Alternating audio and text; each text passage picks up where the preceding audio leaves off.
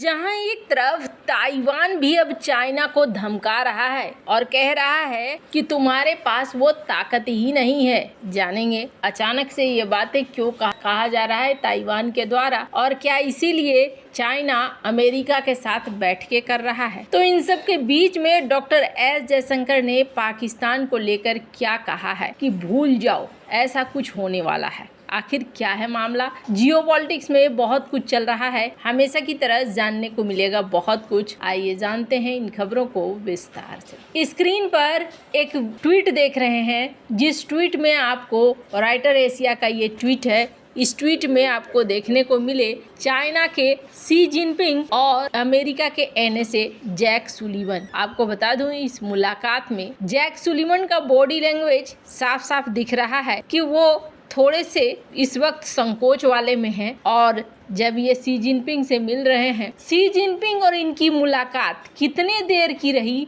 वो आप इस ट्वीट से समझ सकते हैं। ये जो रीड आउट है, बस इतना सा ही रीड आउट हुआ कि 29 अगस्त के शाम को प्रेसिडेंट शी जिनपिंग मिले अमेरिका के national security affairs minister Jake Sullivan से ग्रेट हॉल ऑफ बीजिंग में। और यहाँ पर जो मुलाकात हुई, इसमें हमने बात करा कि अभी जो दुनिया में बदलाव आ रहा है, समस्याएं आ रही है, को उसको लेकर हम ओपन हुए और इस प्रोग्रेस पर हमने बात करा। उसके बाद ये आगे कह रहे हैं कि दो मेजर कंट्रीज हैं, क्या हम अच्छे पार्टनर्स नहीं बन सकते हैं? क्या हम राइवल्स हैं कि पार्टनर्स हैं? इन्होंने शी जिनपिंग की तरफ से, चाइना की तरफ से आया ये चीज। फिर जो ये रंगी हुई लाइनें देख रहे हैं, इन लाइनों में चाइना ने कहा कि हम उसी चीज का इस्तेमाल करेंगे जो हमारे लिए बेहतर होगा, जो चाइना के कैरेक्टर को सूट करेगा और चाइना के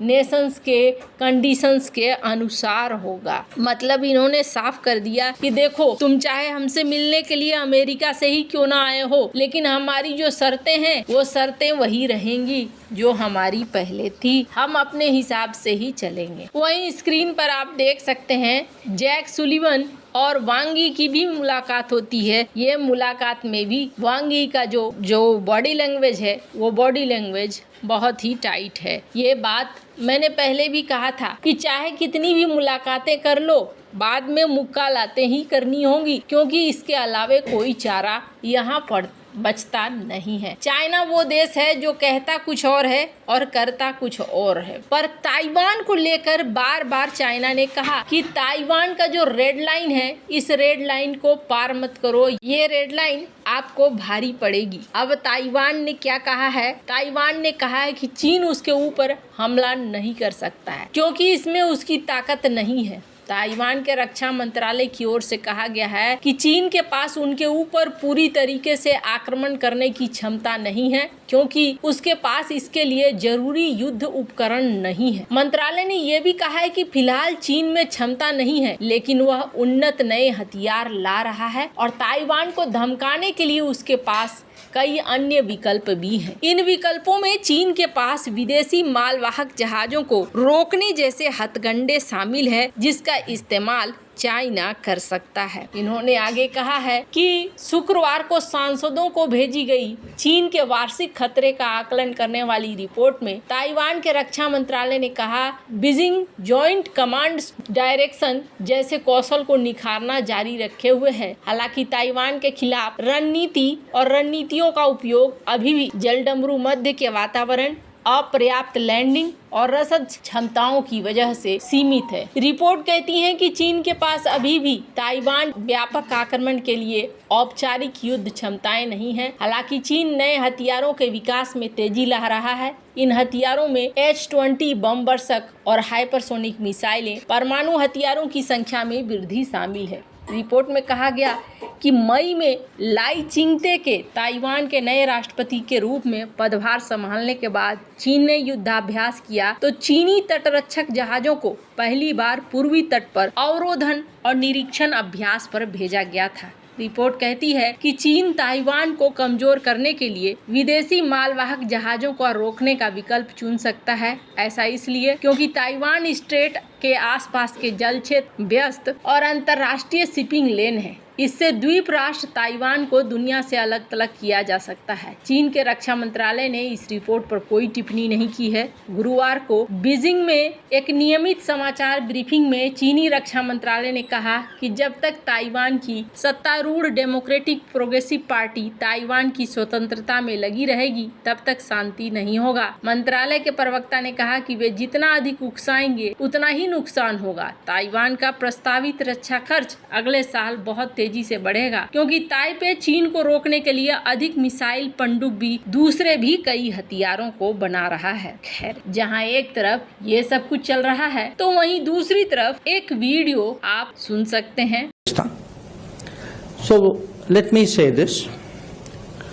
I think the era of uninterrupted dialogue with Pakistan is over. Actions have consequences. And insofar as Jammu and Kashmir is concerned, I think 370 is done. So the issue today is what kind of relationship can we possibly contemplate with Pakistan.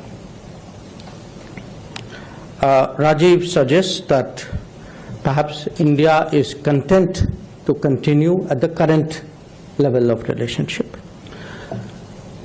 Maybe yes, maybe no. What I do want to say is we are not passive, and whether events take a positive or a negative direction, either way we will react to it.